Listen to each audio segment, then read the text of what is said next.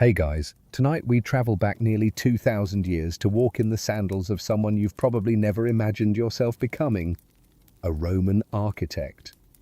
That's right, not a gladiator, not an emperor, but a guy whose daily stress involves bricks, egos, and gravity. You'll wake before dawn in the world's most advanced city, draft designs with wax and stylus, argue with masons, dodge political flattery, and maybe, just maybe, invent something the world has never seen before.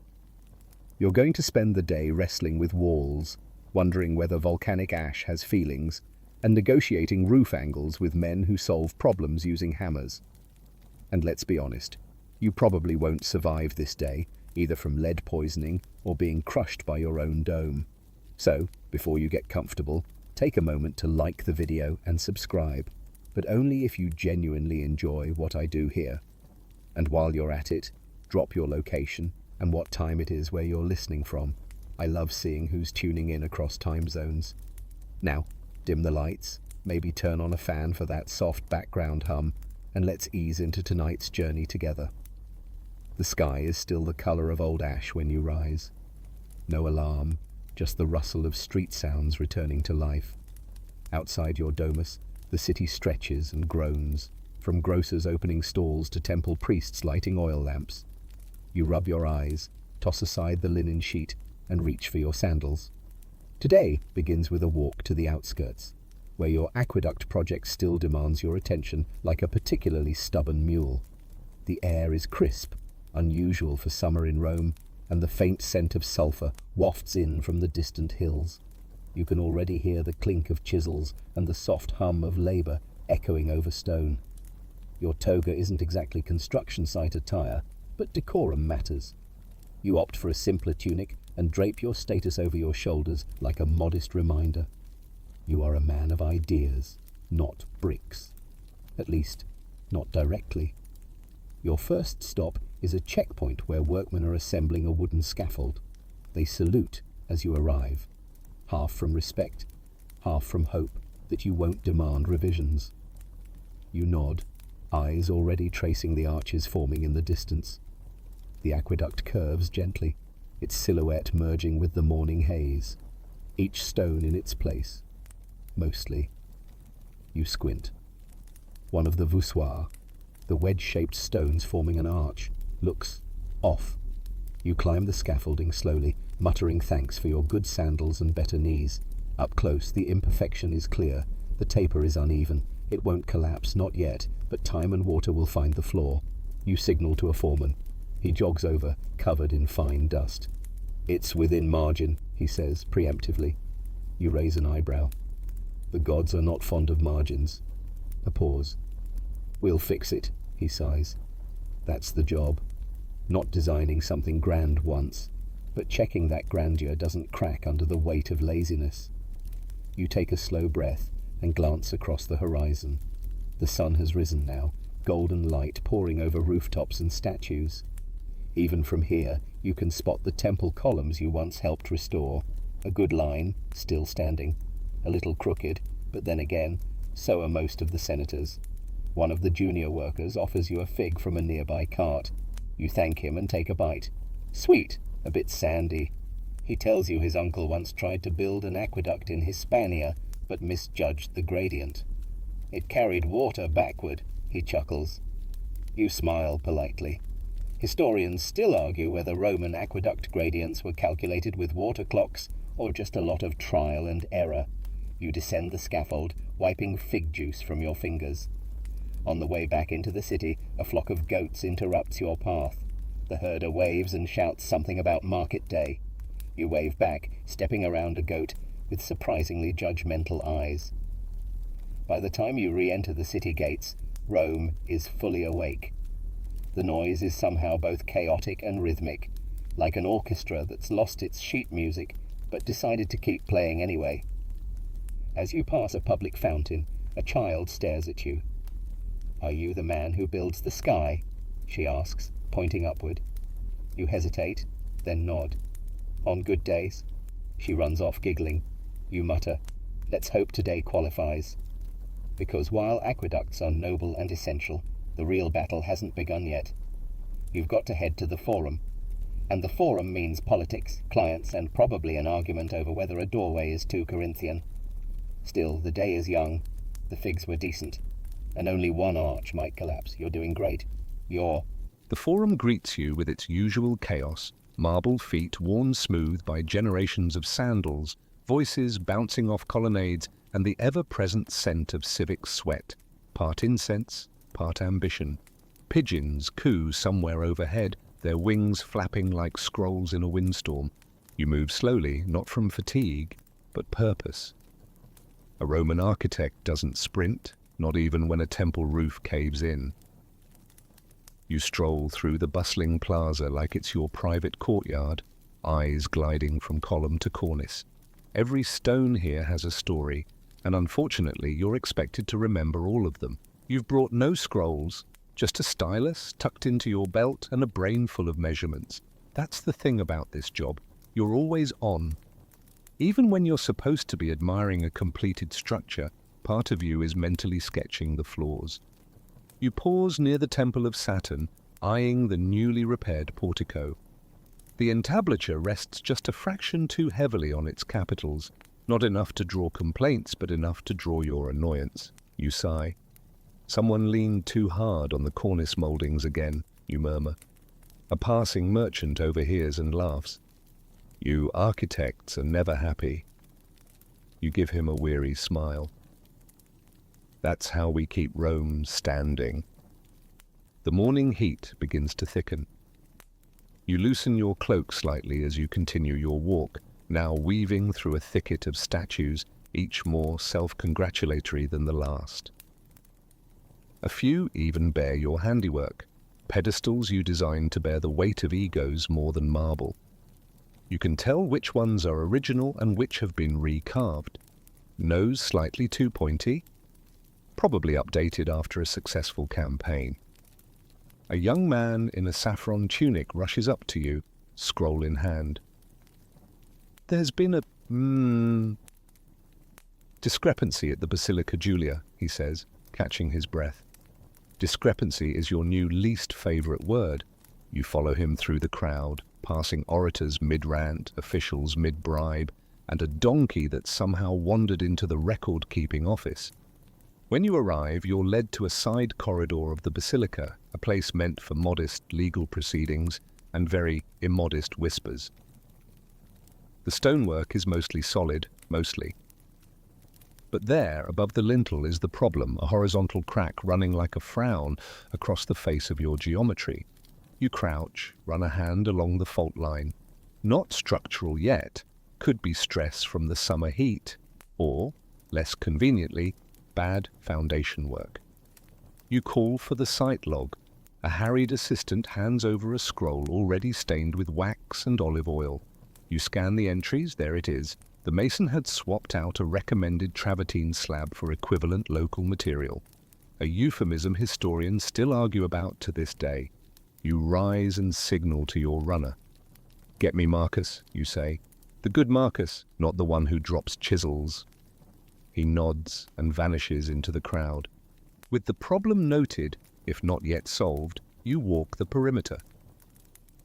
The forum pulses around you, grain sellers shouting prices, scholars debating stoicism versus epicureanism, and beggars weaving between sandal-clad feet with quiet familiarity. There's something deeply democratic about it all, and also deeply exhausting. You pause near the Arch of Augustus. A stonemason once told you that his favorite part wasn't the triumphal sculpture or the symmetry, it was a tiny, hidden flaw in the foundation block. "So the gods know we don't pretend to be perfect," he had said. You liked that, still do. Just past the arch, you find a patch of sunlight and stop. It's late morning now, and the angle of the shadows is perfect for checking the orientation of some recent stone placements. You kneel, aligning your stylus against a paving crack to mentally trace the city's invisible grid. "Planning a new basilica?" asks a familiar voice. It's Lucius, an older architect who retired 3 times and still shows up every week to critique things. Just admiring your crooked shadow, you say. He chuckles. You're still using your eyes. I switched to instinct years ago. He falls into step beside you as you continue through the forum. The two of you make a curious sight, one hunched like a draft horse, the other elegant but perpetually sunburnt. You talk about recent floods, dome ratios, and whether coffered ceilings are truly necessary or just expensive vanity projects. No conclusion, of course. Historians still debate which Roman architects invented the first true dome, and even now you two can't agree on the basics. As the heat sharpens toward noon, you veer toward a shaded portico and lean against a column. Your sandals ache against the cobbles. You glance up at the stone ceiling. One hairline crack, 3 moss stains, and a cluster of lazy bees at Lucius stretches. "Lunch?" he offers. You shake your head. "I have to meet a client," he snorts. "Then I'll say a prayer for your sanity." You smile as he wanders off, humming something suspiciously off-key, and then you take a breath, because now it's time to deal with the real structural challenge of the day, a wealthy Roman with opinions. You find him beneath a shaded awning just off the Palatine Hill, flanked by 2 bodyguards who look like they were sculpted from leftover marble. Gaius Publius Lentulus, the sort of man whose name is always said in full, as if the syllables themselves have status. He is reclining on a litter that seems just a bit too small for his ambitions, sipping diluted wine and frowning at a scroll that's clearly been unrolled and re-rolled more times than is healthy for papyrus. You've barely opened your mouth when he waves the scroll like a fan. "Ah, you've come. Finally. My cousin says the frigidarium must face east, for morning light. He is very spiritual now." You nod slowly. "Your cousin is a baker, Gaius." "Ah, but he recently toured Delphi, very sacred." You want to ask what east-facing chill rooms have to do with sacred pastries, but you instead glance at the plans he's unfurled. It's your bathhouse design, mostly intact, though someone has clearly drawn crude amendments over the caldarium layout. With charcoal, you don't ask. "You said you wanted the latest innovations," you remind him gently. "This orientation keeps the pools coolest in summer and warmest in winter. If we change it now—" "Ah, but the gods don't favor shadows," he says with a smirk, as if quoting a proverb rather than inventing one. "And I've decided I want more mosaic dolphins everywhere, especially in the latrine." You manage not to blink. "You want playful dolphin mosaics in the latrine?" "Yes, whimsy," he claps once. "People will remember it."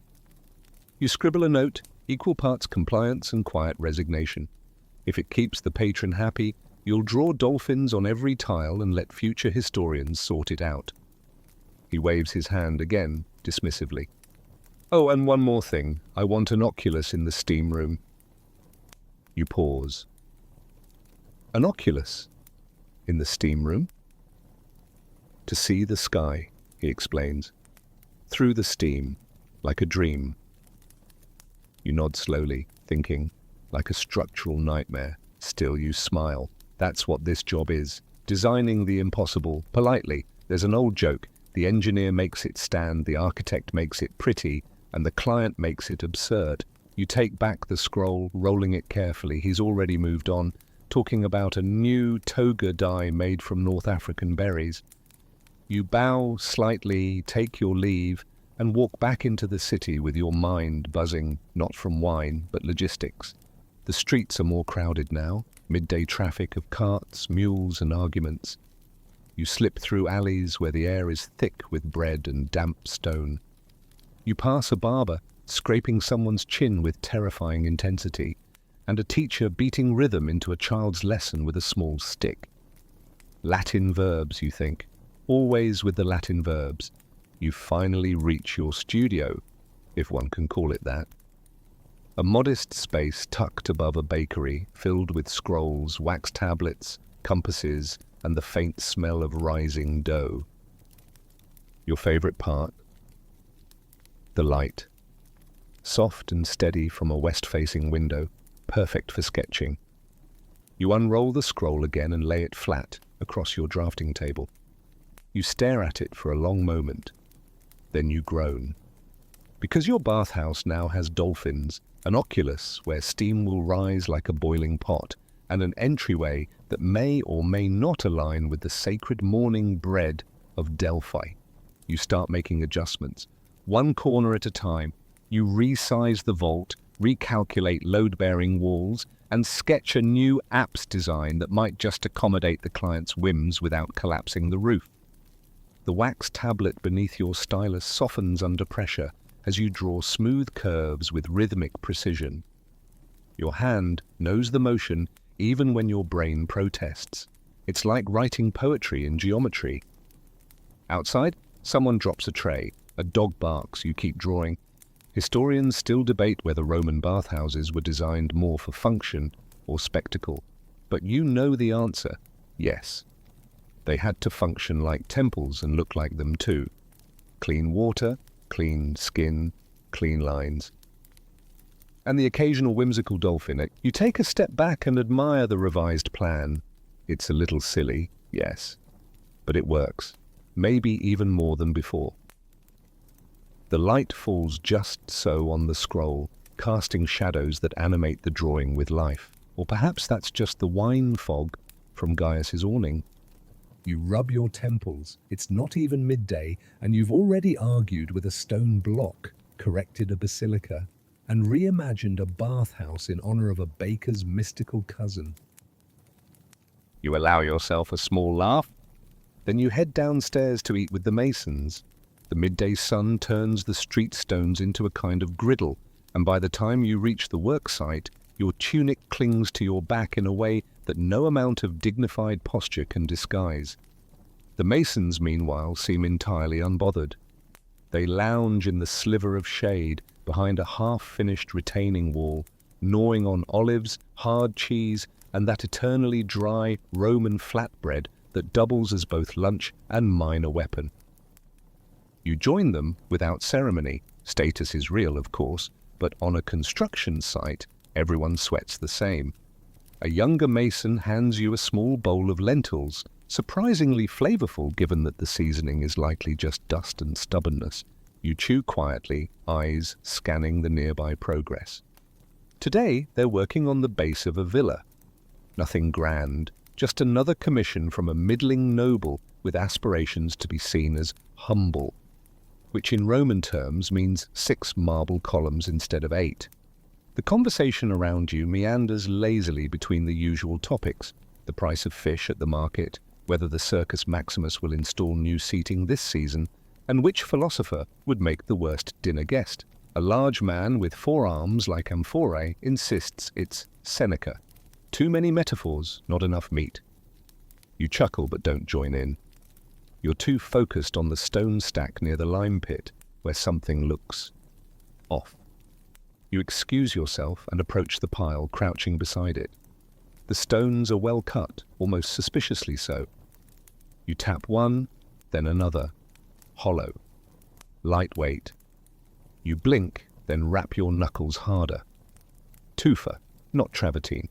Tufa is easier to work with and cheaper but prone to flaking. It's fine for garden features or interior walls, not load-bearing structures. You call over the lead mason. He groans before he even gets to you. "They were delivered yesterday," he says. "I told them we needed travertine." "Did they misunderstand," you ask, "or was it a strategic substitution?" He shrugs, which means both. You frown. This isn't just a durability issue, it's a safety one. The stones will need to be swapped before the upper walls go in, or you'll be seeing this villa again under much grimmer circumstances. You jot a note on your wax tablet and make a mental reminder to stop by the quarry office tomorrow and speak firmly. Still, lunch proceeds. The workers are generous with their shade, and you find yourself pressed into a lazy debate about column shapes. One insists Ionic is the most balanced, elegant, symmetrical, versatile. Another swears by Doric, sturdy, masculine, unpretentious. Then a younger worker, probably 17, leans forward and declares, "Corinthian is best, all the leaves, like a crown for a building." There's a pause, a few scoffs, then laughter. One mason pats him on the back and says, "You build for statues, not people." But you smile, because the boy isn't wrong, just optimistic. Corinthian columns are notoriously difficult to carve, a nightmare to transport, and about as subtle as Gaius Publius Lentulus's wine goblet. But when done well, they stop time. You scribble his name in your wax tablet. He might be more than just another pair of hands. A worker nearby unwraps something wrapped in fig leaves. It's pungent, strong enough to be cheese, possibly strong enough to be a form of punishment. He grins and offers you a piece. You decline, politely. He shrugs and pops it into his mouth with the bravery of a man who fears nothing, not even gastrointestinal consequences. The breeze picks up slightly as lunch ends. Tools are gathered, sandals are retightened, and one man wraps a bandage around his thumb where a chisel slipped earlier. He laughs as he does it. Could have been worse. Last month, my cousin lost a toe to a plumb line. You frown. How do you lose a toe to a plumb line? He grins. Improvisation. Historians still debate whether Roman building crews were strictly regimented or left to improvise, but the truth, like everything Roman, is probably both. As you help lift a measuring rod into position, you notice a small shrine near the edge of the site. A handful of coins, a bronze figurine, and some withered flowers mark it. One of the masons catches your eye and shrugs. "For Fortuna," he says. "She's been good to us so far." You nod, stepping back from the rising skeleton of the villa. It's coming together, slowly but surely. The measurements are holding, the foundation's strong, and now you know where to redirect that shipment of tufa, maybe to Gaius's dolphin-tiled latrine. You thank the crew, promise to return tomorrow and start back toward your workshop. But you're not done yet, not even close. There are scrolls to revise, and you've still got a whole evening of torches, compasses, and second-guessing ahead. Back in your workshop, the light has shifted to that golden, forgiving angle that makes even flawed sketches look like divine inspiration. Dust floats in slow spirals through the beams slanting in from the high western window, and the familiar creak of your stool greets you like an old judgmental friend. You sit. In front of you, the scrolls, not just one, but several, layered like pastry, curling at the edges with the same kind of rebellion you feel inside. They're all variations of the villa layout you've been assigned, versions that account for wind flow, versions that align with the solstice, versions that satisfy the gods, the client, and, on rare occasions, you. You pull a wax tablet toward you and scrape it smooth with the blunt side of your stylus. The air smells of wax and wood shavings, with the faintest trace of baking bread from downstairs. A scent that mocks you with its simplicity. Your fingers move quickly now, sketching a revised apps layout that might just reconcile Gaius's sky window in the steam room idea with actual physics. You lengthen the walls slightly, shift the support pillars, and rework the slope of the vault. If you reduce the inner curve just enough, the oculus can act more like a vent than a light well. Let the steam rise and exit naturally. Let him see his dreamy sky, and let the roof stay intact. Maybe. You glance over at your compass set. Bronze arms worn smooth, points dulled from years of spinning geometry into stone. You use it now to redraft the dome outline. Even in this quiet moment, your thoughts race. Will the masons understand the revised curvature? Will Gaius notice if the dolphin tiles end up one short? You catch yourself smiling. Well, this is what you love, not the patrons or the posturing, the curves, the calculations, the quiet war between balance and weight. From your work table, you reach over and unroll another scroll. This one is from an earlier project, a villa outside Capua you designed last year. It had a garden atrium, an open impluvium, and a small bath warmed by cleverly rerouted kitchen heat. Functional and elegant, you still remember the smell of the lemon trees as you set it aside. Now, to today's drawings again. You dip a stylus in lamp black ink and trace a more permanent line over your latest adjustment. You hum as you do so. Nothing specific, just a rhythm that keeps your hand steady. From the back of the room, a faint shuffle. You glance up. Your assistant has returned. He's maybe 13, thin as a reed, and utterly silent when he enters. You suspect he was trained to be invisible. Most enslaved boys are. But you've been quietly teaching him to hold a ruler properly, to draw circles without trembling, and to speak when he disagrees with your measurements. He does that last one rarely. But when he does, he's usually right. Today, he carries a fresh wax tablet and a small jug of water. He places both gently by your elbow and waits. You nod. Take a look. He peers over your shoulder at the oculus revision. His brow furrows just slightly. You sigh. Go ahead. He hesitates, then points to the lower corner of the dome, where the weight-bearing curve doesn't quite meet the base wall cleanly. You trace it with your stylus and frown.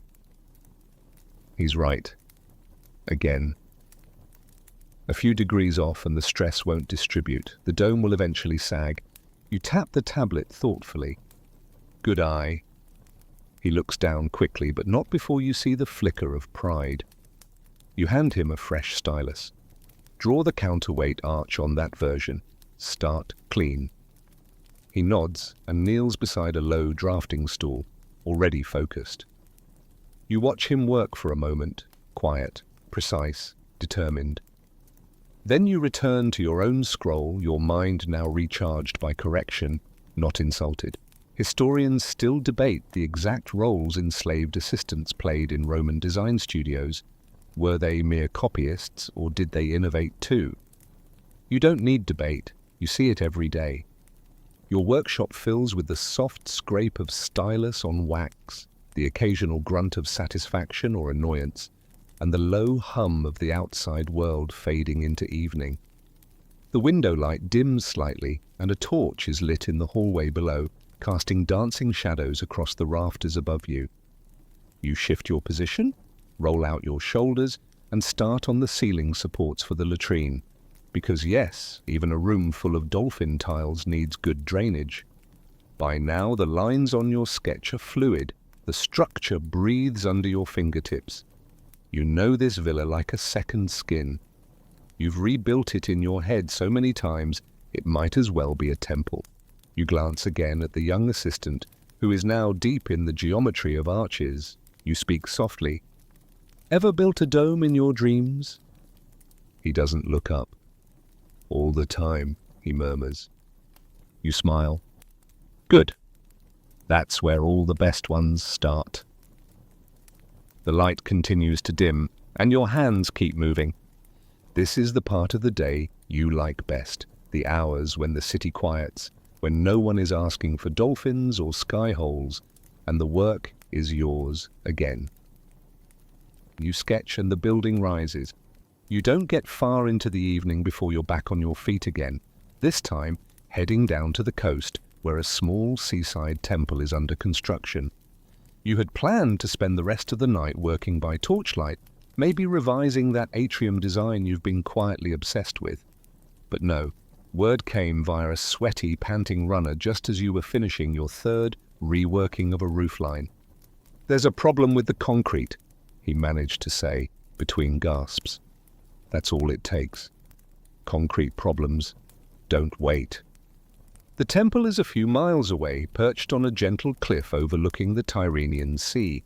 As you make your way there, by cart of course, because walking would invite both heatstroke and metaphor, you watch Rome slowly fade behind you.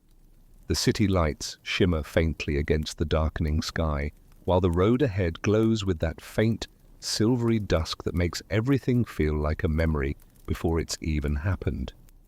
The air changes near the coast, less dust, more salt.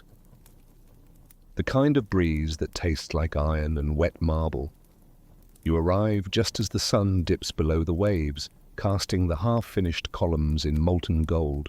The foreman meets you near the scaffolding, face pale and hands twitching with nervous energy. It's the mix, he mutters. The whole foundation layer. I don't know what's in it. You crouch beside a fresh pour, pressing 2 fingers gently into the still damp mortar. It's gritty, crumbly.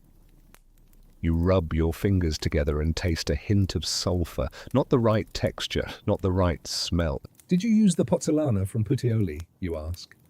We ran low, he admits, so we mixed in some ash from the local ovens. You close your eyes. Bread ovens? He nods. Mostly pine wood, clean burn. You exhale slowly. Roman concrete, opus caementitium, relies on the magic of volcanic ash from specific regions. Mixed with lime and seawater, it hardens underwater and lasts for centuries. But swap in the wrong ash, and you're just pouring expensive, sandy porridge into a mold. Historians still debate whether the enduring strength of Roman concrete was entirely understood by its creators, or whether they simply got lucky with their choice of materials. You suspect it's both.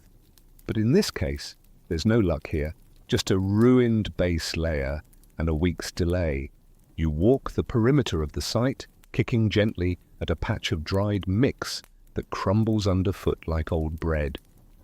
The foundations will need to be removed and re-poured. Not ideal, but not catastrophic. Still, you glance up at the columns already rising. If they stay upright while the base is reworked, you'll need a miracle, or at least some well-placed timber braces and a prayer to Minerva.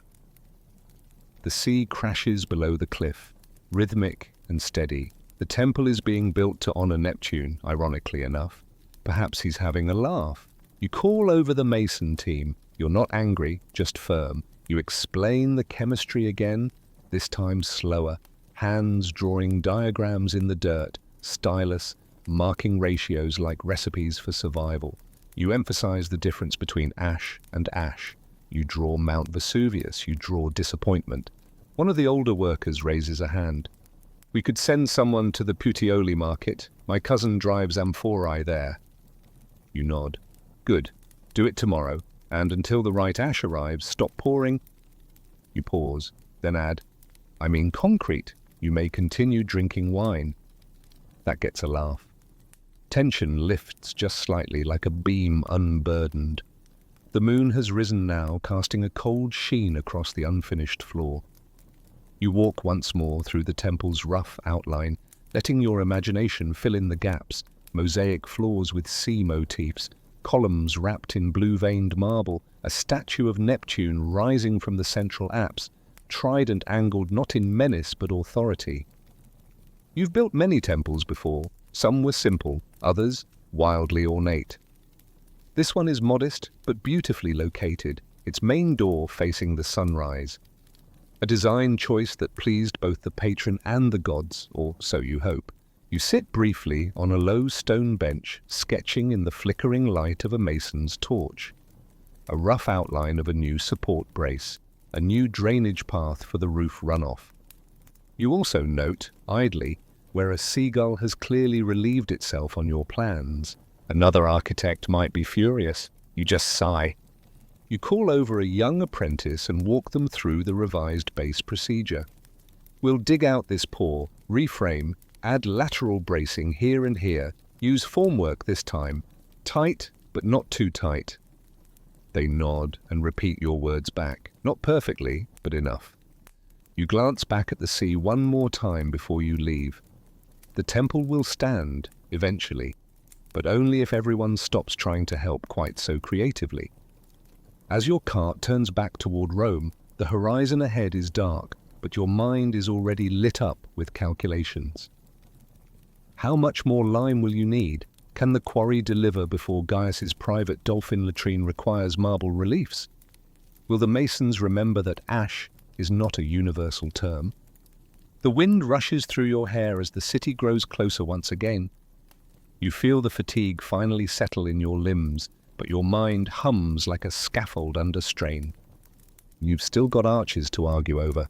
By the time you're back in Rome, the sky is deep purple, tinged with stars, and the street torches flicker like the city's nervous system trying to calm itself. But there's no rest waiting for you just yet. As you step off the cart and hand the driver a coin, another runner finds you almost immediately, red-faced and panting. They're arguing again, he huffs. The arch dispute, at the warehouse near the Subura. You barely suppress a groan. Of course they are. There are two engineers you've been working with on a warehouse expansion near the lower districts, Marcus the Elder and Marcus the Younger, no relation, though you suspect their shared name is part of the problem. They have wildly different design philosophies. One trusts the gods, the other trusts only math. One believes arches must be fully semicircular, the other favors flattened curves to save space and materials. Neither believes in keeping their voices below shouting volume. You arrive at the construction site to find them mid-rant under the light of 3 oil lamps, gesturing with wax tablets like weapons. A small group of masons stands nearby, half amused, half desperate for a verdict so they can finally go home. They've begun cutting the voussoir wrong, Marcus the Elder barks as you step into view. Because he insisted on a full arc with no taper compensation, shouts Marcus the Younger. You hold up a hand. Enough, show me. They practically drag you to the forming arch, a half-built structure of brick and stone wedged between 2 crumbling warehouse walls. The framing timber is in place, and the first 5 stones are already set. You run your fingers along the inner curve. Marcus the Elder begins again. You know full arches distribute weight, and flattened ones reduce thrust against adjoining structures, interrupts the Younger. You crouch. The angle is wrong. Slightly, but enough. The centering is also misaligned, leaning half a degree south. You sigh. Here's the problem, you say calmly. You're both right, and both wrong. They blink. You gesture to the arch. A semicircular arch will distribute weight better, if the foundation can handle it. But these walls, they're old, soft brick. They'll buckle under lateral thrust. Marcus the Younger smirks. You turn to him. But your flatter arch places extra vertical strain on the keystone. That strain multiplies with load. If your voussoirs aren't perfect, it will collapse. Slowly, painfully. His smirk fades. Solution, you continue. A shallow arch, not quite flat, not quite full. Slight rise, solid tension lines, reinforced centering, and you jab your stylus at the structure. We recut the top 3 stones tonight. They stare. Then Marcus the Elder mutters, a compromise. An improvement, you correct. The masons nod, already pulling chisels and lanterns closer. You watch as the first faulty stone is pulled free. Its taper corrected on a nearby work table. Sparks flicker in the lamplight. You take a step back, arms crossed. You don't often wade directly into disputes like this. There's too much ego in every pile of bricks. But when you do, it helps to bring something stronger than opinions, physics. Historians still argue whether Roman arches were copied from the Etruscans or developed independently. You'd say both. The Etruscans gave the seed. The Romans just figured out how to grow it into aqueducts, domes, amphitheaters, and warehouses, apparently. Marcus the Elder rubs his chin, looking thoughtful. You know, he says slowly, your compromise is elegant, the kind of line Vitruvius would approve. Marcus the Younger snorts. Vitruvius wrote half of De Architectura while drunk. So do most senators, you mutter. They both laugh. That's progress. The arch takes shape again, this time with cleaner alignment. You double-check the centering timbers. They hold steady. You make a note to add an extra brace tomorrow just in case.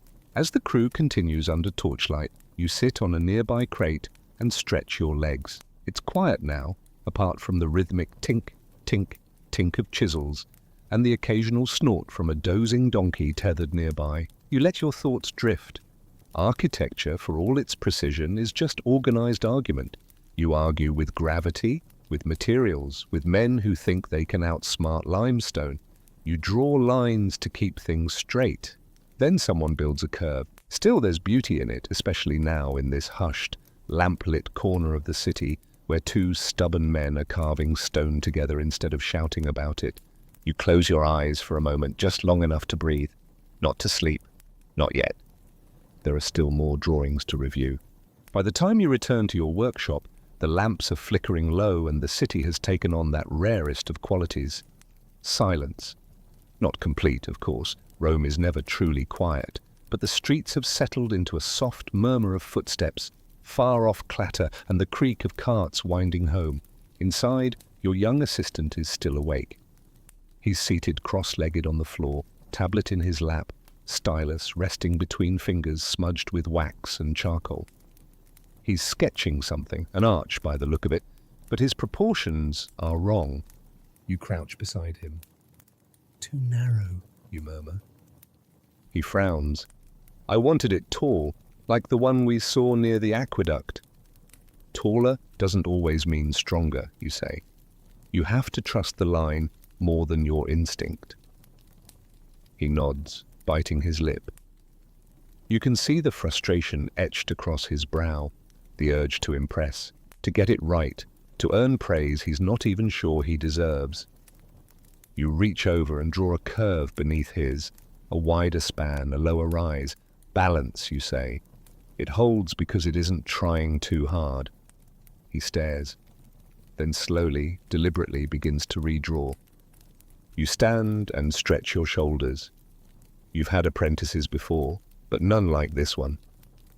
He listens, truly listens. And more than that, he notices. He sees things. Where others ask how, he quietly asks why. There's a moment of silence between you, filled only by the scratch of stylus on wax. Then, without looking up, he says, "Can I show you something?" You nod. He unrolls a separate piece of parchment, not one of your plans, but his own. Rough lines, uneven ink, but the drawing is ambitious. A columned atrium with a central dome, light pouring through a single high oculus. You study it for a long moment. It's too heavy, you say quietly. The base won't bear the dome unless you add relieving arches, and the oculus is too wide. It'll compromise the keystone. He nods, but doesn't flinch. But, you add, it's not bad. The concept is sound. The proportions are nearly there. The space feels right. He finally looks up, eyes wide. I dreamed it, he says. The light moved like water. You smile. Historians still argue whether enslaved persons contributed original design ideas to Roman architecture or simply assisted in execution. You suspect most never had the chance. But this boy, he's already thinking in domes. You roll the parchment gently and hand it back. Keep drawing? He nods, more solemnly this time, as if the responsibility has settled on his shoulders. You return to your own table and light a fresh oil lamp. You have a set of revisions to complete for tomorrow morning, a senator's garden wall that's encroaching slightly into his neighbour's estate. Nothing elegant, just politics in stone form. You draw out the new boundary, not because it's interesting, but because it pays for marble. But your thoughts keep drifting back to the boy's drawing. The dome, the oculus, that kind of thinking, that's how architecture changes. Not through patron demands or civic decrees, but from the quiet courage to draw something that doesn't exist yet. As you measure and mark, the assistant busies himself refilling the water jug and sorting your compasses by size. Something you never asked him to do, but which always ends in better organization than you'd manage alone. He pauses near the tool shelf, holding up an unfamiliar item. It's an old piece of carved wood, a curved template left behind by your mentor years ago. "What's this for?" he asks. You take it from him and turn it slowly in your hands. The wood is smooth from decades of use, the grains still darkened with oil. "Spine of a basilica vault," you say. "We used it in Alexandria. I was an apprentice then." "Did you draw domes?" You smile faintly. I copied them. I carried tools, I swept floors and caught fire ants in the lunch basket. Then one day, my mentor let me draw a line, just one. But it was my line. He nods again, more slowly this time, then returns to his tablet. You work for another hour, lost in layouts and stone weights. Eventually, the assistant drifts to a corner and falls asleep on a pile of discarded scrolls, his head resting on a cushion made of half-baked blueprints. You glance at him, Then quietly drape your extra cloak over his shoulders. His tablet lies nearby, still open. You resist the urge to critique it again. Some things need space to grow. Back at your desk, the city outside has dulled into something almost like peace. You scratch out one final correction to the senator's garden wall, moved 3 degrees west, and blow gently on the ink to dry it. Another problem solved, and another day half finished. You're barely finished reviewing the senator's garden measurements when a soft knock rattles the frame of your open door. You don't look up. There's only one person who knocks like that. Tertius, the senator's steward, and sure enough, when he steps into the room, he's already muttering apologies and wiping sweat from his brow with a bit of cloth that might once have been white. "I'm sorry to intrude at this hour," he says, voice hushed but urgent. "But the senator, he has company." You glance up. The toga-wearing kind of company, or the sandal on marble, wine in hand, brag about their olive press kind. Tertius shifts awkwardly. Both. You sigh, then rise from your stool. "And let me guess, they want something designed?" He winces. "An amphitheater." You blink. "In the senator's back garden?" "Not large," Tertius adds quickly. "More of a private venue for recitations and, possibly, staged wrestling." You close your eyes for a beat, then reach for your drafting case. Moments later, you're seated in the triclinium of Senator Vibius Gallus, a man whose furniture is somehow both absurdly ornate and deeply uncomfortable. Across from you reclines his guest, a smug man in a pearl-colored tunic, sipping diluted wine and describing a seating arrangement that, from what you can tell, involves alternating tiers of cushions and perfumed laurel bushes. "Just imagine," the guest says, gesturing with a pomegranate seed. "You're watching a tragedy unfold, and just as the hero dies, bam, the scent of citrus, dramatic and refreshing." You scribble something on your wax tablet, possibly the word "why." Vibius is smiling proudly, clearly enjoying the idea of being the first man on the Aventine with a private amphitheater. "You understand, of course," he says, "this isn't about spectacle, it's about culture." You nod, solemnly. Naturally. The layout they want is ambitious, to put it mildly. A semi-elliptical depression, flanked by tiered seating, ornamental arches, and an underground passage for dramatic entrances, or possibly wine storage, you're not sure. Still, you begin sketching, not because it makes sense, but because refusing would be political suicide. That's the trick of being a Roman architect. You build what's asked, but you design what lasts. While they ramble on about acoustics and potential guest lists, you make small adjustments. You widen the seating tiers for actual comfort, subtly shift the foundation curve to reduce slope strain, and angle the stage so performers won't be backlit during sunset. These are the invisible tricks that separate the amateurs from the builders of empires. Historians still argue whether these garden amphitheaters were true architectural projects or just inflated vanity constructions. In truth, they're both. You've learned to treat vanity like a load-bearing wall. Not ideal, but stable if you plan for it. Eventually, Vibius claps his hands and declares, "Wonderful! Begin drafting the full plans tomorrow." You smile, bow slightly, and exit with as much grace as your sore legs will allow. Outside, the moon is high and cool above the rooftops. The city feels different now, quieter, less performative.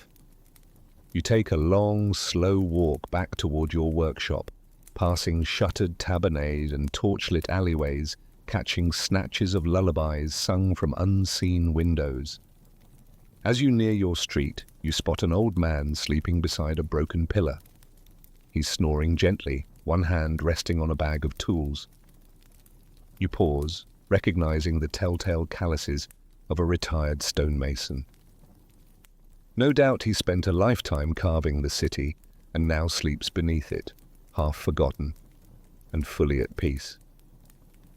You lower a coin beside his hand. for bread or wine, or better, sandals. Back at the workshop, your assistant is still asleep, his breathing deep and even beneath your spare cloak. You adjust the oil lamp to a softer flicker, then settle into your stool with the plans for Vibius's theatrical folly. Your hands move automatically now. You know the scale, the proportions, the terrain. But your mind is somewhere else, picturing the assistant's sketched dome. The way light moved across the imagined stone. You wonder if he dreamed again while you were gone. You yawn, shoulders aching from a long day of standing, crouching, lifting and nodding at absurdity. But you're not done yet. You begin drafting the entry arch for the amphitheatre, shaping it as much for strength as for beauty. Even if no one notices, you will. After all, if the arch holds, the rest follows. You wake with your cheek pressed against a wax tablet, a half-finished arch smeared across your face like a forgotten dream. The oil lamp sputtered out some time ago, leaving behind a tendril of smoke and a cool hush that only arrives in the hour before dawn. You stretch, joints popping like timber, settling in a fresh frame. Your assistant is still asleep in the corner, curled beneath your cloak like a parchment scroll folded on itself. You don't wake him. Not yet. Today's schedule is already blooming behind your eyes. 2 site visits, a tile delivery check, a confrontation with the quarry official about the tufa mix-up, and possibly, if the gods are merciful, a few uninterrupted hours with your blueprints. But first, something indulgent. You fetch a sealed scroll tube from your shelf, the one marked Egyptus. Carefully, reverently, you remove its contents, old sketches, brittle from time, done in deep red ochre and ink made from crushed charcoal, and wine. Alexandria, just the name makes your shoulders loosen, and it's where you trained, years ago, wide-eyed and uncertain, standing beneath colonnades that reached for the sun with blinding confidence. The city hummed with geometry. Every building was a lecture. Every floor mosaic dared you to stare too long. You recall long nights copying diagrams from Euclid's Elements by lamplight, the sound of Nile frogs chirping beneath your window, and your teacher's voice, gravelly, patient, whispering, "Never trust a straight line until it proves itself in shadow." It was there you first saw domes used not to intimidate, but to inspire. A gymnasium dome with glass inlays that tracked the sun like a sundial. A temple dome carved with constellations known only to stargazers and sailors. Historians still argue whether Alexandria's architectural advances truly influenced Rome, or if both cultures simply converged around the same math at the same time. You suspect Rome borrowed the principles, then buried the acknowledgements under layers of marble and ego. Your fingers trace one of the sketches, a skylight dome supported by 8 hidden arches, its ribs disguised within mural paintings. You've tried variations of it before, but no patron has had the patience or the courage to fund the full version. Yet lately, something about your assistant's dream dome drawing lingers in your thoughts. You unroll fresh parchment and begin sketching. Slowly. No pressure, no deadline. Just you and the line, a circular layout, shallow dome, reinforced vaulting hidden inside decorative patterns. Not for the senator, not for a bathhouse, just because it needs to be imagined. You're mid-sketch when your assistant stirs. He blinks groggily, hair askew, one cheek lined with scroll wrinkles. "Why are you up?" he mumbles. You gesture toward the parchment. "Couldn't sleep. Geometry waited."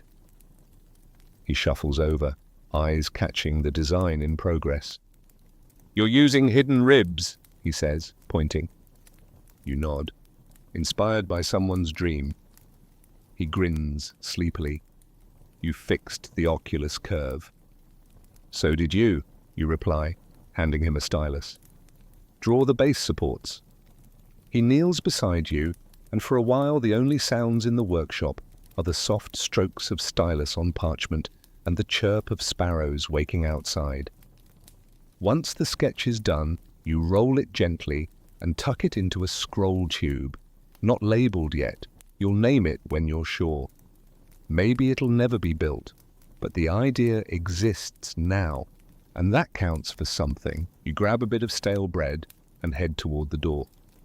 "You're not going to eat anything real?" your assistant calls after you. "This is real," you say, chewing dramatically. "Real hard, real chewy, possibly eternal." He throws a scroll core at you, misses.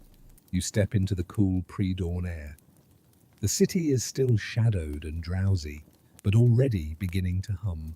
The rustle of vendors setting up, the slap of sandals on stone, the low bray of a mule being asked to work too early. Today your first stop is the market square, where the tile shipment for the senator's absurd amphitheatre is scheduled to arrive. You hate dealing with merchants. They always sense when an architect needs something and price accordingly. But a late shipment is worse than an overpriced one. As you approach the square, the sun crests over the rooftops, casting long shadows across rows of clay pots, baskets of leeks, bolts of dyed linen, and piles of gleaming roof tiles. You spot the tile merchant immediately. He's the only man gesturing dramatically with one hand while balancing a rooster under the other arm. He spots you, grins, and calls out, "Ah, the man who builds theatres for poetry and punching." You walk over, eyeing the crates behind him. "Tell me the tiles aren't cracked." He raises a brow. "That depends. Do you like character in your flooring?" You sigh. As he begins opening crates, you brace yourself. There's still the quarry to deal with after this, and 2 site inspections, and a debate about whether water features can be installed beneath indoor staircases. But you hold fast to one thought as the merchant pulls away the crate lid. That dream dome, that perfect curve, that structure no one's built yet. Night falls again before you realize the day has slipped through your fingers like sand through a cracked amphora. You're back in the forum, by choice this time. Not for a patron, not for a project, but for something much stranger. Curiosity. A whisper from another architect reached your ears earlier today, muttered between bites of fig and complaints about tax grain deliveries. "Have you seen the new warehouse by the eastern colonnade?" he'd said. "Its column spacing doesn't match." You'd raised an eyebrow. "On purpose?" He'd just smiled. "You tell me." And so here you are. It's nearly midnight. The moon is high, silvering the paving stones and turning the forum into something more ancient, more sacred than it ever seems during the day. This place that normally buzzes with scrolls and sandals, gossip and government, is now still, except for the gentle hiss of wind through cloaks and the occasional tap of your own footsteps. You carry no torch. The moon gives just enough light, and you know these paths by memory anyway. The warehouse looms ahead, new brick, freshly mortared joints, faint scent of lime and labor still clinging to the walls. You approach it slowly, like a priest nearing a shrine. Not reverent, but cautious. You run your hand over the stone facade, cool, smooth, solid. But that's not what you came for. You round the side and step into the shadowed portico. There they are, 12 columns in a row, perfectly aligned. Except... not quite. You narrow your eyes. The spacing between the 5th and 6th is off. Subtly, only by a few finger widths, enough that no senator would notice, but you do. You crouch, trace the shadowed line between the bases, measure the rhythm of the spacing with your stride.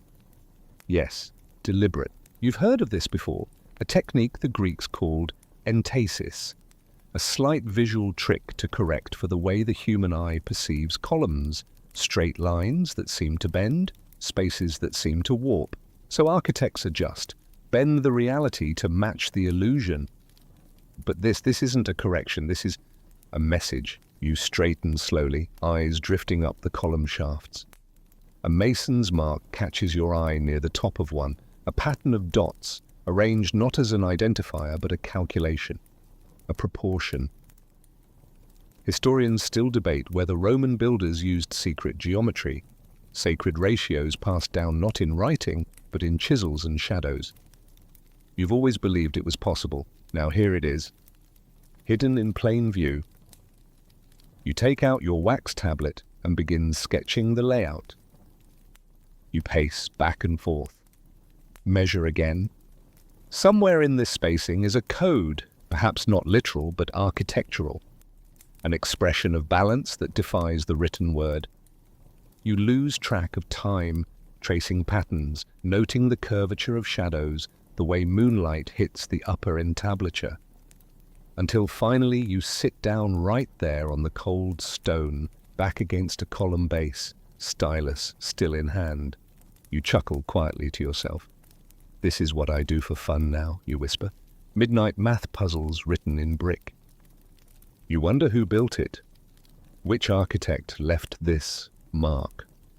Someone you know? Someone long gone? Your assistant would love this. You lean your head back against the column and look up at the stars peeking through Rome's ever-present haze. The geometry of the sky eternal and uncaring.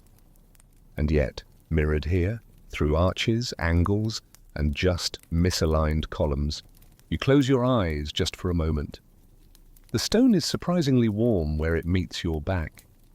You imagine the structure around you, not just what exists, but what could be. Columns that rise like tree trunks, domes that breathe with light, space designed not only to hold bodies but to move hearts. You hear footsteps nearby and glance up, instinctively alert. But it's only a temple guard making his rounds. He doesn't question your presence. An architect in the forum at midnight? Not the strangest thing he's seen. You give him a nod. He returns it and continues on his way. You return to your sketches, adjusting a curve, refining a spacing ratio. It's quiet work, slow, but not lonely. This is when Rome feels most real to you. Not in its Senate halls or marble steps, but here in these hidden hours, when the noise fades and the stones speak more clearly. You rise at last, brush the dust from your knees and roll up your notes. Tomorrow you'll be asked about ceilings and sewage and where to place the wine cellar in a domus built on a slope. But tonight, you shared a whisper with a stranger across time. A little act of rebellion, a little piece of beauty only the careful see. You walk home slowly with a faint ache in your feet and a strange peace in your chest. You're roused before first light by the unmistakable thwap of wet sandals against your front step and a loud, urgent knock. Not the gentle, apologetic kind either, the kind that says something is dripping where it shouldn't be. You crack open the door to find a panicked house servant, breathless and wide-eyed, clutching the hem of a waterlogged tunic. "It's the ceiling, sir," he gasps. "In the domus. The steam won't go. It just hangs, won't leave, and now the mosaics are peeling." You stare at him for a long beat. "What mosaics?" "The ones with the wine gods." You exhale. "Of course." You throw on your tunic, snatch your case, and head out into the damp morning. The domus in question belongs to an ex-military tribune turned poet, or so he claims. You arrive to find the household in an uproar. Slaves are running towels up staircases, amphorae are being hastily repositioned to catch drips, and someone is shouting about mold like it's a barbarian at the gates.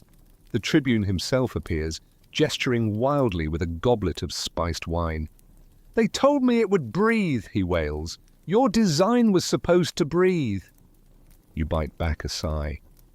The domus was renovated recently, steam bath included. Your design had called for a skylight vent, subtly masked behind coffered ceilings. Elegant, efficient, unless, of course, someone added insulation behind the dome. You're shown in through the peristyle and down into the heated chambers. The air hits you like a wet tunic, hot, heavy, and oddly metallic. Steam clings to the ceiling in thick, brooding clouds, weeping steadily into the wall mosaics below. You scan the ceiling and spot the problem immediately. "The vent's blocked," you murmur. "Blocked? Or..." the tribune exclaims. By what?" You squint. "Squirrel. Possibly two." He looks at you blankly. You point toward a small, darkened vent hole, currently home to a flurry of nesting debris a curled leaf, and what appears to be an extremely relaxed rodent. You motion for a ladder and climb up, delicately clearing the blockage while trying not to inhale whatever combination of soot and fur now resides in the vent shaft. As you work, you make a mental note, widen the outer grill, slope the upper duct more aggressively, and, if possible, add a secondary escape route for both steam and squirrels. Steam design isn't glamorous. It's a world of condensation angles, slope calculations, and understanding that heat rises and sometimes refuses to leave. Historians still argue whether Roman bathhouse engineers mastered internal ventilation or simply built large enough rooms that air gave up trying to be uncomfortable. You've learned it's all about gradients. Heat wants to escape, but not if you trap it with too many well-intentioned improvements.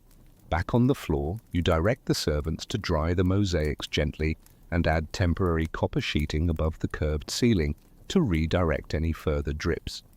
The tribune is appeased, if only because you promised to redesign the oculus with a pivoting flap mechanism. "Yes," he says, nodding sagely. "Make it dramatic. I want to see it open." You nod slowly. "Of course, dramatic ventilation." On your way out, one of the household slaves hands you a bundle wrapped in linen. Inside, goat cheese, dried figs, and what might be a half apology from the tribune in edible form. You accept it graciously and return to the street, chewing a fig as you walk. It's still early, and the light cuts long angles across the rooftops. You use the quiet moment to stop by another client's domus, a merchant with a love for fountains and an absolute disdain for gravity. His courtyard includes a tiled fish pond flanked by 2 staircases and a roof that, for reasons you'll never understand, includes skylights directly above the water. Beautiful, yes. But the moisture rises up the steps and soaks into the mosaic walls. You'd warned him several times. He meets you with a sheepish grin. "I think the water's winning." You walk the perimeter with him, pointing out all the spots where water is pooling, where ceiling plaster is peeling, and where his beloved mosaic of Neptune now appears to be frowning.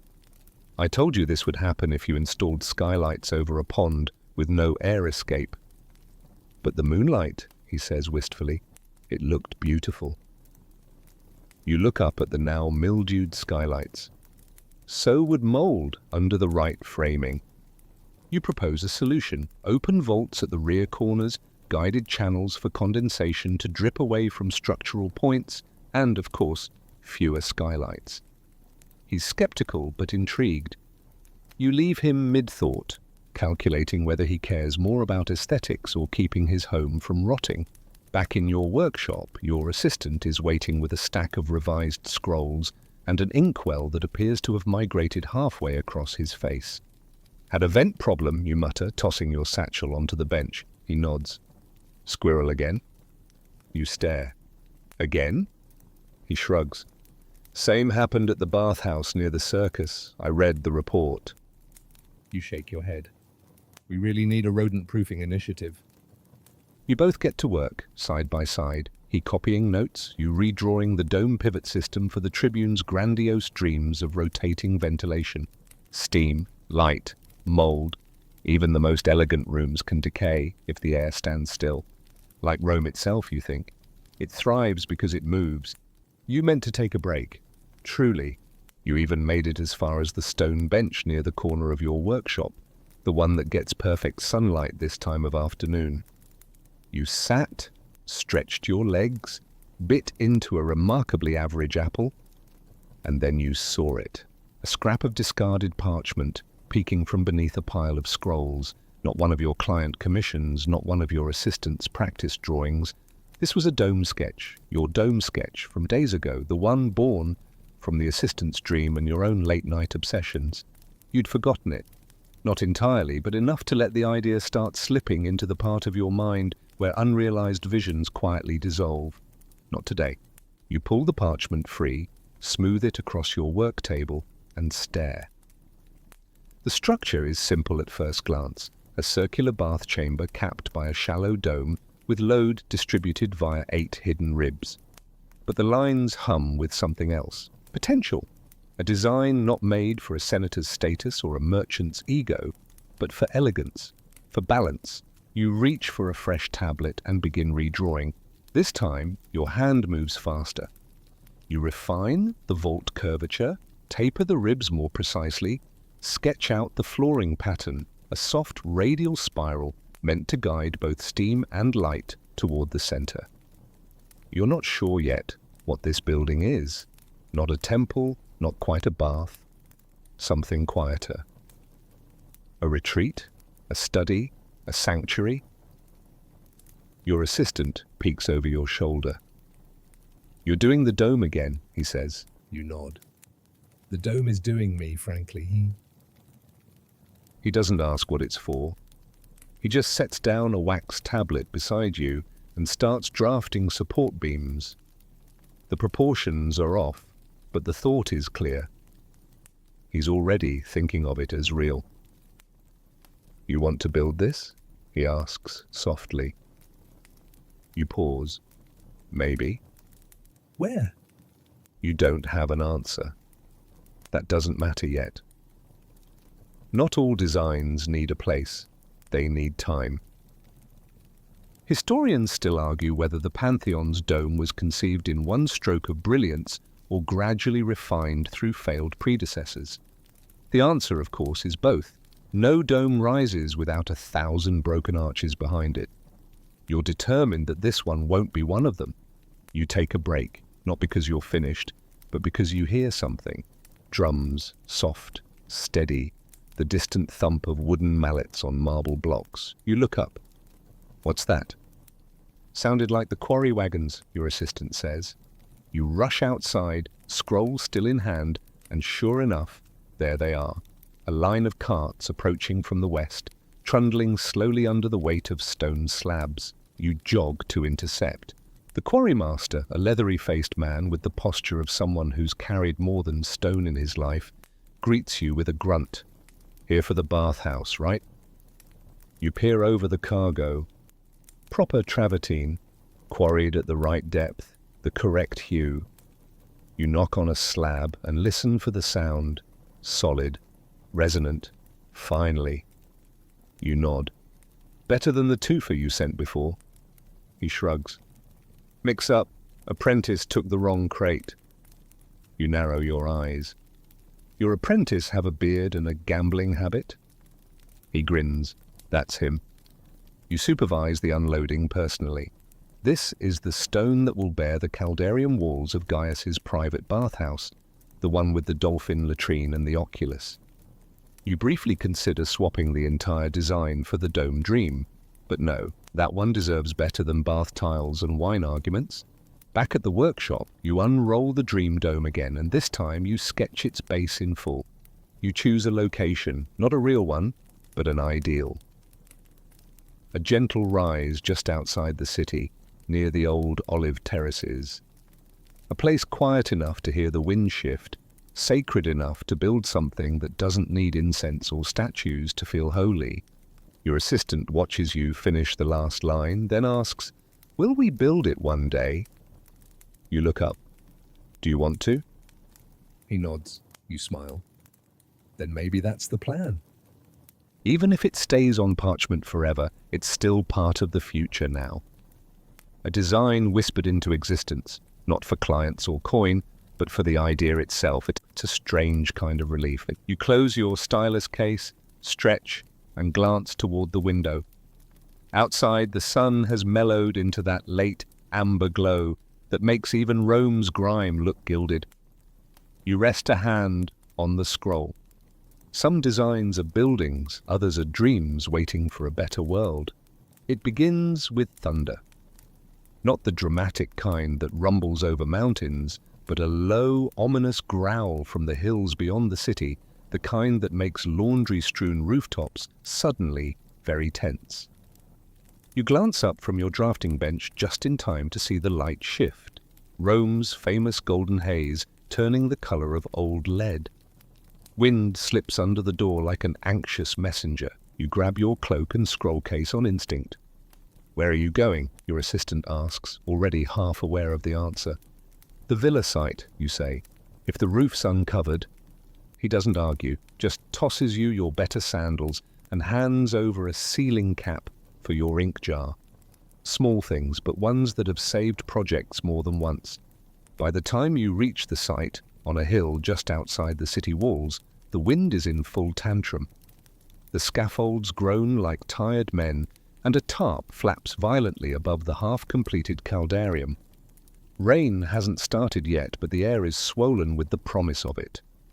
You duck under the edge of the awning, immediately hit with a faceful of grit. The site foreman approaches, gesturing urgently. "The roof brace slipped," he shouts over the wind. "We tried to lash it, then the storm moved in." You rush inside the skeleton of the building. The villa's inner chamber is open to the sky, ringed by stacked bricks and the sharp scent of fresh-cut timber. In the center, the dome brace, shifted, twisted, sagging dangerously to one side like an exhausted beast. You don't hesitate. 2 ropes, one on either side of the brace. Keep tension even. I want beams supporting from the east wall. Lean them inward, brace with stone. "But sir, the stone's not... Use it anyway. Move!" Rain begins with a whisper, barely a patter on the tiles. Then it comes in full, hammering down like Neptune himself is trying to flatten your roof. You're soaked instantly, squinting through the downpour as masons scramble with ropes, slipping in mud, shouting over the roar. You wade in yourself, hands on timber, lifting alongside them. The brace gives a groan like it's thinking about quitting. You don't let it. Together you shift it, a hand's width, back into place. Just enough. Then someone falls. A mason near the corner, foot caught on a support beam, tumbles backward into the mud. You shout, panic, rising, but he sits up, laughing. "Nothing broken," he yells. You roll your eyes, skyward. Nothing but the roof. Historians still debate how much Roman construction relied on formal engineering versus improvisation. In moments like this, it's clear, mostly the latter, powered by luck and raw determination. With ropes tightened and supports wedged, the brace holds, for now. The dome can't be poured until it's dried out and the weather clears, but the structure will survive the night. You pull your cloak tighter, now heavy with water. Around you, the masons are laughing, cheering, a few even singing as they haul stone back into safer stacks. These men have weathered worse, but still, you clap the foreman on the back. "Good work," you say. "Now go home before the gods throw lightning." You take one last look at the brace before leaving. Not perfect, not permanent, but stable.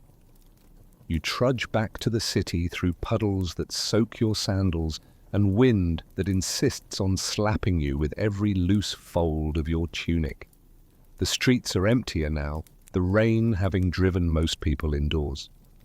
You arrive at your workshop dripping, exhausted, smelling faintly of wet stone and the kind of fear that only poorly timed physics can bring. Your assistant is waiting, holding out a dry cloth like he knew exactly how this would end. "How bad?" he asks. You wipe your face. "Sloppy, but saved."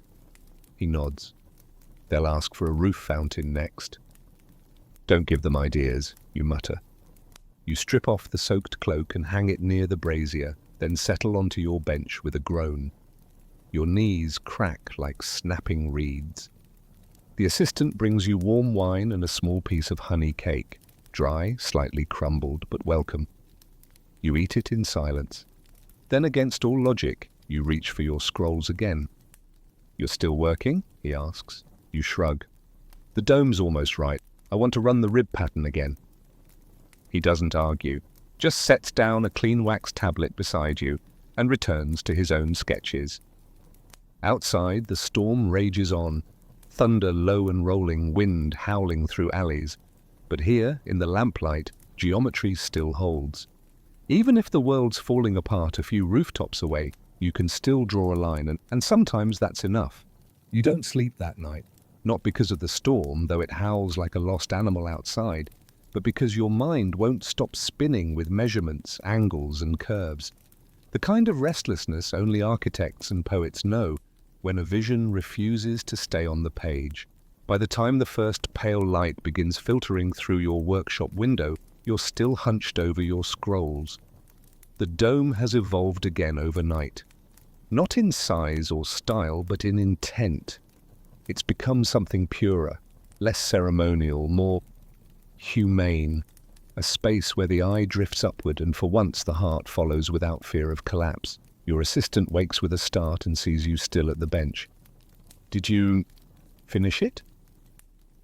You stretch your arms and point to the final drawing. He studies it in silence. It's clean, he says. It flows. You nod. It balances itself. No ornament, no distraction, just space, light, and strength. He glances at you. What's it for? You take a long breath. Maybe nothing. Maybe everything. You both fall into quiet work, but it's a lighter silence now, like the air has cleared after the storm. The kind of calm Rome rarely offers. A few hours later, there's a knock at the door. This time, it's not panic or a scroll-waving client. It's an older man with parchment-stained hands and a smile you recognize. Lucius, the retired architect. He's rarely out this early, which means he's either curious or suspicious. "I heard you were drawing domes again," he says, stepping inside. You gesture to the table. He scans the design for a full minute, says nothing, then finally speaks. "You know this can't be done with standard timber formwork. You'd need centering ribs preset and lifted with counterweights." You raise a brow. "So it can be done?"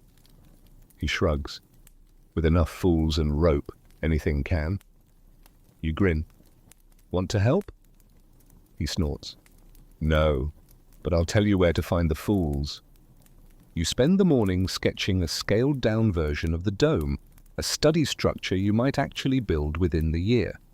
You already know a quarry that owes you a favor, and you have an assistant who learns faster than you can correct him. Rome, for all its excess, still finds room for small revolutions. By midday, a letter arrives. It's from Gaius Publius Lentulus, naturally. He's very pleased with the bathhouse so far, loves the dolphin tiles, wants to discuss adding heated marble seating and a mechanism for perfumed mist. You file the scroll with barely a grimace. Let the mists come. You've survived worse. That afternoon, you visit the aqueduct project one last time for the week. The archwork has been corrected, the stones hold, the gradient, finally, flows. The foreman catches you staring at it a little too long. "We've had worse weeks," he says. You nod. "But better arches." Back home, as the light fades again into the long shadows of evening, you tidy your workspace. Your assistant sweeps the floor, humming something vaguely Ionian. You seal the final scroll of the dome and store it in a tube marked not with a client's name, but simply Conceptus. And then finally, you allow yourself to sit, not on the workbench, not hunched over scrolls, just in the corner seat by the window, where the breeze moves lazily across your tired feet. The storm has passed. The stone has held. The dome exists, if not in the world yet, then in spirit. And maybe that's enough. The city hums, now only as a whisper. Outside your window, torchlight flickers along the curve of distant rooftops. Rome has exhaled, the shouting, the measurements, the cracking mortar, all faded into a hush so gentle it barely brushes the edges of your awareness. You lean back, eyes tracing the shadowy ridges of your workshop ceiling. Even the lines of your own building seem softer now, like they're stretching after a long day too. Your hands are stained with ink, your back is sore, your sandals still damp from yesterday's rain. But none of that matters now. Your mind drifts, not toward problems, but toward possibilities. The way light plays across marble at sunrise, the hush of footsteps on mosaic floors, the dream of a dome that lifts more than weight. The assistant has fallen asleep again, curled near the scroll shelves, one hand still resting on a stylus. You smile. Let him rest. Let Rome rest. Your own breath slows, your heartbeat softens. And somewhere beneath the lull of the wind and the faint clink of a chisel forgotten on a distant scaffold, you begin to slip gently into sleep. Not as a builder, not as an architect, but as a soul resting in the architecture of dreams. The dome will wait, the city will wait. Tonight belongs to quiet, to calm, to you.